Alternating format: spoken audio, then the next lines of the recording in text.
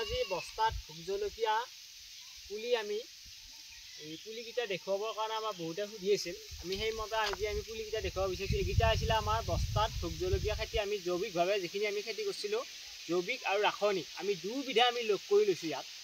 আমি ইয়াত সাৰ আমি বেছি বহুত নহয়, আমি ইয়াৰ পৰিমাণ আমি দিছোঁ। আমি সাৰ আমি DAP, ভিটামিন আৰু ছুপাৰ আমি এইকেইটা লগ কৰি আমি সাৰখিনি আমি প্ৰয়োগ কৰি আমি জলকীয়া গছডাল দিছিলোঁ।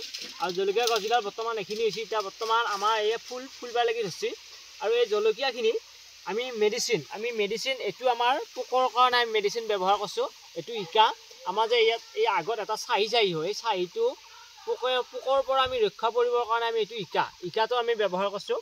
আৰু আমাৰ গছৰ যিটো মুজুৰা লগা বেমাৰ, আমি সেই মুজুৰা লগাটো বেমাৰৰ কাৰণে আমি এইটো একমেয়াৰ ব্যৱহাৰ কৰিছোঁ। ব্যৱহাৰৰ ফলত আমাৰ এতিয়া বৰ্তমান গছকেইডাল আমাৰ মুজুৰা লগা বেমাৰটো অহা নাই।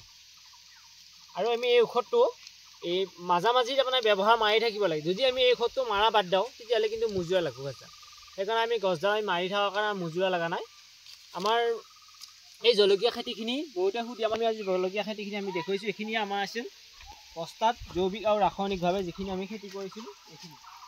আৰু ইয়াৰে গছকেইডাল যিহেতু এতিয়া বতাহৰ দিনৰ কাৰণে আমি ইয়াতে গাঁঠি মাৰি দিছোঁ।